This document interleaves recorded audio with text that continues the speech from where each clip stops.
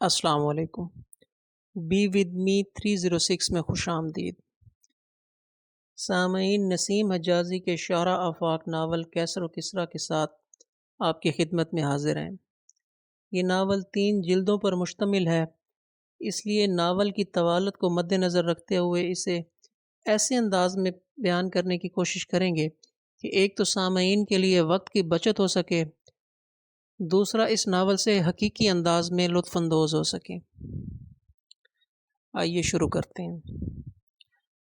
ایک روز دوپہر سے کچھ پہلے عاصم اور عباد یروشلم سے کوئی 5 کوس دور پھر اس سرائے کے قریب پہنچ چکے تھے جہاں انہوں نے چند ہفتے قبل دمشق جاتے ہوئے ایک رات قیام کیا تھا۔ اپنی عمر کے لحاظ سے عاصم ان تندرست اور توانا لوگوں میں سے تھا جو بچوں میں جوان اور جوانوں میں کم سن دکھائی دیتے ہیں، تاہم اس کا خوبصورت چہرہ ان طوفانوں سے آشنا معلوم ہوتا تھا جو ایک نوجوان کو قبل از وقت سنجیدہ بنا دیتے ہیں۔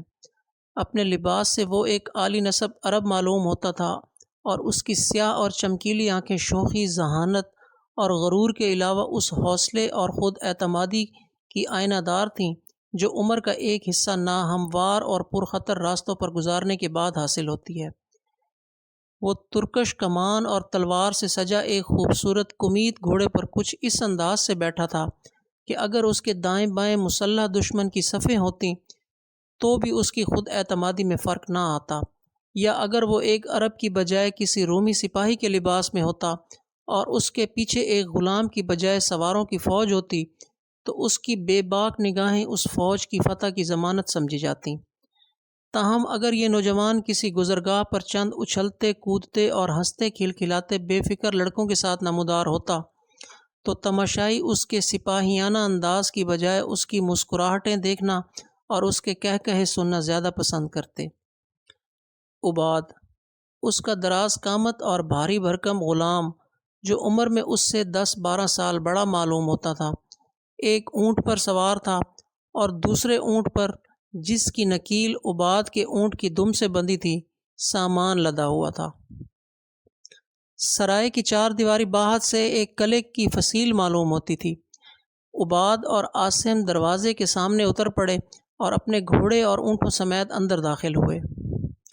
سرائے کی 2 منزلہ عمارت زیادہ بڑی نہ تھی، لیکن صحن خاصا کشادہ تھا۔ برآمدے کے آگے لکڑی کے ستونوں پر کھجور کے تنوں اور پتوں کی چھت کے نیچے عام مسافروں کے لیے ایک طرف چٹائیاں بچھی تھیں اور دوسری طرف چند بوسیدہ میزیں اور تخت پڑے تھے۔ باقی صحن میں جگہ جگہ انجیر اور زیتون کے درخت تھے۔ بائیں ہاتھ کی دیوار کے ساتھ ایک طویل چھپر استبل کا کام دیتا تھا جس کے اندر چند گھوڑے اور باہر چند اونٹ بندھے ہوئے تھے، اور قریب ہی چند مسافر درختوں کی چھاؤں میں سستا رہے تھے۔ 4 یہودی ایک میز کے گرد بیٹھے جوا کھیل رہے تھے۔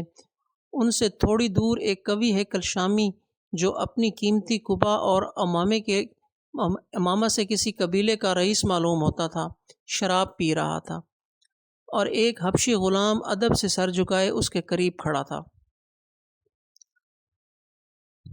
شامی تلوار اور خنجر سے مسلح تھا اور شراب کے اثر سے اس کے چہرے کی خشونت درندگی میں تبدیل ہو رہی تھی۔ تیسری میز پر قبرص کے 2 عیسائی یروشلم کی زیارت کے لیے آئے تھے، کھانا کھا رہے تھے، اور سرائے کا مالک ایک شگفتہ مزاج مصری تھا جس کا نام فرمس تھا، ان سے باتیں کر رہا تھا۔ جب عاصم اور عباد اپنے گھوڑے اور اونٹوں کو درختوں سے باندھ رہے تھے تو فرمس اچانک ان کی طرف متوجہ ہوا اور جلدی سے آگے بڑھ کر بولا، آپ یہاں ٹھہرنا چاہتے ہیں تو ان اونٹوں کو یہاں باندھنے کی بجائے چرنے کو باہر چھوڑ دیں، میں ان کی حفاظت کے لیے ایک نوکر بھیج سکتا ہوں۔ عاصم نے جواب دیا، نہیں، ان پر سامان لدا ہے اور ہم یہاں سے ابھی روانہ ہو جائیں گے۔ میں عرب تاجروں کے ایک قافلے کے ساتھ شامل ہونا چاہتا ہوں۔ یہ لوگ غطفان اور کلب قبائل سے تعلق رکھتے ہیں۔ کئی منزلوں تک میرا اور ان کا راستہ ایک ہوگا۔ وہ مجھ سے 4 دن پہلے روانہ ہو گئے تھے، شاید آپ کو ان کے متعلق کچھ معلوم ہو۔ فرمس نے جواب دیا، وہ کل ہی یہاں سے گزرے ہیں اور یروشلم میں 1-2 ہفتے ضرور قیام کریں گے۔ عاصم نے کہا، نہیں، وہ 1 دن سے زیادہ نہیں ٹھہریں گے۔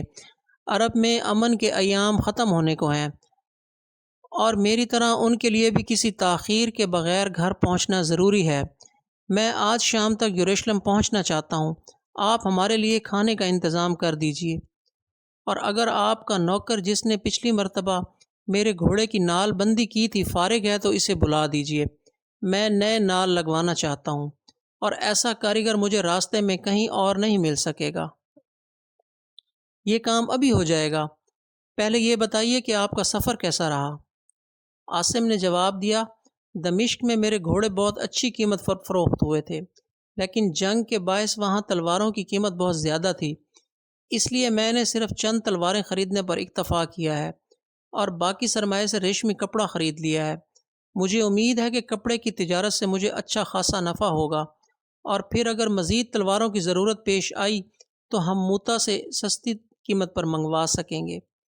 فرمس نے سنجیدہ ہو کر کہا، میں دعا کرتا ہوں کہ اپنے وطن پہنچ کر تم یہ سنو کہ تمہاری جنگ ختم ہو چکی ہے اور تمہیں مزید تلواریں خریدنے کی ضرورت نہیں۔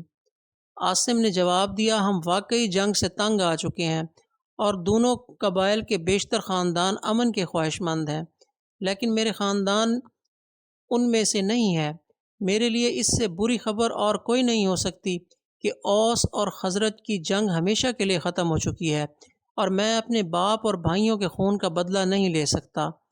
میرے چچا نے مجھے صرف اس لیے تلواریں خریدنے بھیجا تھا کہ ہمارے قبیلے کے دولت مند لوگ جن کے پاس تلواریں ہیں لڑائی سے منہ پھیر چکے ہیں، اور غریب جن کی حمیت ابھی تک زندہ ہے، یہودی تاجروں کو تلواروں